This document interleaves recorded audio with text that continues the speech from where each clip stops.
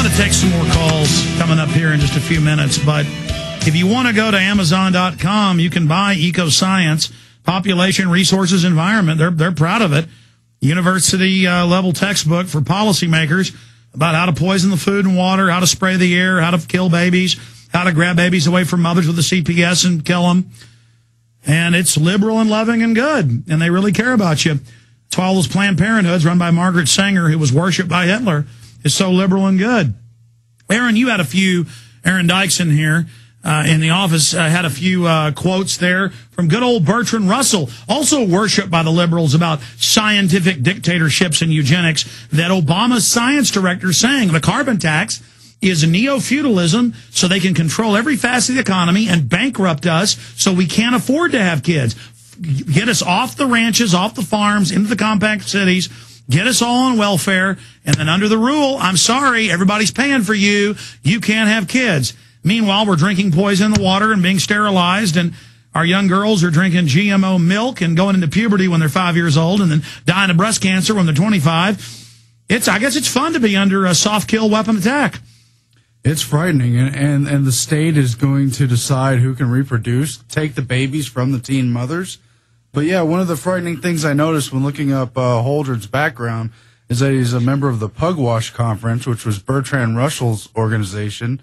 And, this whole thing about the world society deciding over sterilization and eugenics reminds me of this Bertrand Russell quote where it says, "A scientific world society will be necessary to find ways of preventing an increase in world population. It cannot be stable unless there's a world government.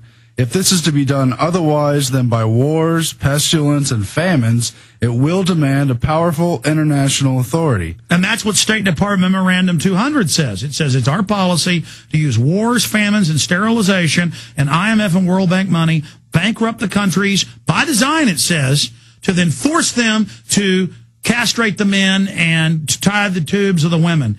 Because in the third world, they don't want you getting hooked back up. They just grab you and cut them off. And this is what's really going on. But here, they hit us through the water supply. And here's Obama's advisor saying, put it in the water. Yeah, it's and the two most extreme eugenists I've come across is Bertrand Russell, who calls for a return of the Black Plague, and this Paul Ehrlich guy who will go to every means possible. And this Holdren has background roots with both of them. But then we have his book, his policy book, which, the quotes are all here. It says, compulsory abortions carried out against the will of the pregnant women, as is commonplace in communist China. It says, putting chemicals in the food and water to forcibly sterilize the population. Implement a system of involuntary birth control where both men and women would be mandated to have an infertility device implanted in their body at puberty and only have it removed temporarily if they receive permission from the government to have a baby. This is him on record. This is his quotes. Permanently sterilizing people who the authorities deem to have had too many children or who have contributed to general social deterioration. And again, this is common. This is, supposedly common sense. I guarantee you there are people listening on the radio going, yeah, there are too many dumb, poor, stupid people we got to pay for. Well, don't pay for them. Don't have a government welfare system to pay. But see, the eugenicists set that up. They said, well, to get them domesticated. And they say, at first, this will cause them to breed and do all this, but we're doing that to domesticate them so we can then just wipe them all out once they're fully dependent on us. So see, in the first phase, they get you dependent, as the Royal Commission says. In the next phase we're now entering, they start doing the soft kill weapon system where 25-year-olds are dying of cancer and have Alzheimer's. And then they talk about that here as well.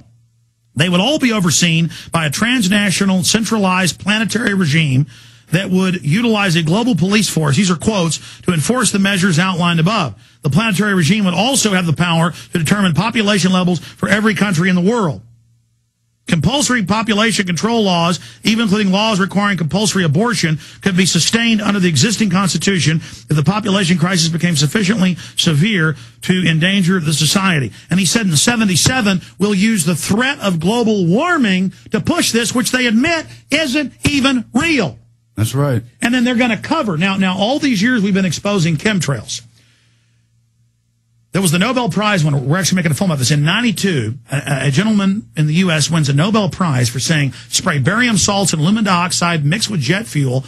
That will disperse it, block sun rays, and cool the earth. But then climatologists and scientists said putting this nuclei out will actually, on average, increase the heat of the earth because the ultraviolet goes through, bounces back up, and is captured.